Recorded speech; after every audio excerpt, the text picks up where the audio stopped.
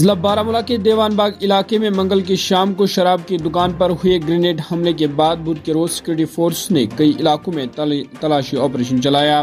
ذرائع نے بتایا کہ سیکورٹی فورس نے 3 افراد کو پوچھ تاچھ کے لیے گرفتار کیا ہے، جبکہ CCTV فوٹیج بھی منظر عام پر لائی گئی ہے۔ ذرائع سے معلوم ہوا کہ بارامولہ کے دیوان باغ علاقے میں منگل کی شام کو شراب کی دکان پر ہوئے گرینیڈ حملے کی تحقیقات کا دائرہ وسیع کیا گیا ہے۔ ذرائع نے بتایا کہ بدھ کے روز سیکورٹی فورس نے ضلع بارامولہ کے کئی علاقوں کی تلاشی لی، جبکہ پورے ضلع میں سیکورٹی کو ہائی الرٹ پر رکھا گیا ہے۔ معلوم ہوا ہے کہ سیکورٹی فورس نے پوچھ تاچھ کی خاطر 3 افراد کو حراست میں لے لیا ہے۔ نیشنل کانفرنس کے ایک لیڈر کی طرف سے سجاد غنی لون کو سابق جنگجو قرار دینے کے بعد پیپلز کانفرنس نے بھی تیکھے جوابی الزامات کا سلسلہ شروع کر دیا ہے۔ پیپلز کانفرنس کا الزام ہے کہ نیشنل کانفرنس کے صدر اور سابق وزیر اعلیٰ ڈاکٹر فاروق نے اخوان کے ساتھ شراکت داری اور جو کچھ درپردہ کروایا، اس سے بالی ووڈ کا تیسرے گریڈ کا ویلن بھی شرمسار ہوگا۔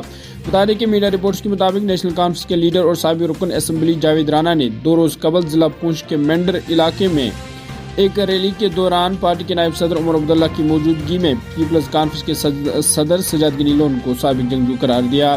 اس دوران microblogging website Twitter پر پیپلز کانفرنس نے کہا کہ NC کا واحد مقصد طاقت ہے اور وہ اسے حاصل کرنے کے لیے کسی بھی حد تک جا سکتے ہیں۔ پیپلز کانفرنس نے اپنے ٹویٹ کے سیریز میں کہا، یہ نیشنل کانفرنس کی پرانی بات ہے، وہ ہمیں کشمیر میں نئی دہلی کا آدمی کہتے ہیں، وہ ہمیں جموں میں عسکریت پسند کہتے ہیں اور دہلی میں وہ ہمیں پاکستانی کہتے ہیں۔ اسے بہتان سے وہ سینکڑوں کو مار چکے ہیں یا جیلوں میں ڈال چکے ہیں، انہوں نے کبھی بھی تعمیر اور ترقی کی جانب کوئی دھیان نہیں دیا۔ معاشرے سے منشیات کی وبا کے خاتمے کو یقینی بنانے کے لیے مہم کو جاری رکھتے ہوئے پولیس نے شمالی کشمیر کے ضلع کپوارہ میں ایک خاتون سمیت 3 منشیات سمگلروں کو گرفتار کر کے ان کی تحویل سے ممنوع اشیاء کے علاوہ زائدہ 5.5 لاکھ روپے نقدی برآمد کیے ہیں۔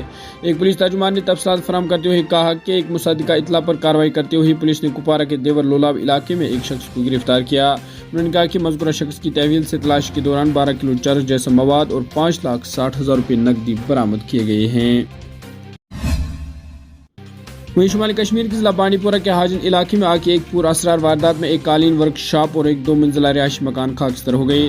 تفصیلات کے مطابق حاجن کے سادو نارا گاؤں میں منگل کی شام دیر گئی محمود ایوب وگے نامی ایک شخص کی قالین ورک شاپ اور مشتاق احمد خان اور شہباز احمد خان کے 2 منزلہ رہائشی مکان میں آگ نمودار ہو گئی۔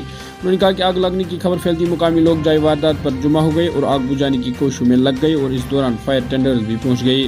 مقامی لوگوں نے بتایا کہ آگ کی اس واردات میں لاکھوں روپے مالیت کی قالین راکھ کے ڈھیر میں تبدیل ہو گئی اور 2 منزلہ مکان بھی خاکستر ہو گیا۔ وہیں حکام نے بتایا کہ بدھ کو کشمیر کے دارالحکومت سری نگر میں مولانا آزاد روڈ پر صبح سے پہلے لگنے والی آگ میں ٹریفک ہیڈ کوارٹر کا دفتر جزوی طور پر خاکستر ہو گیا۔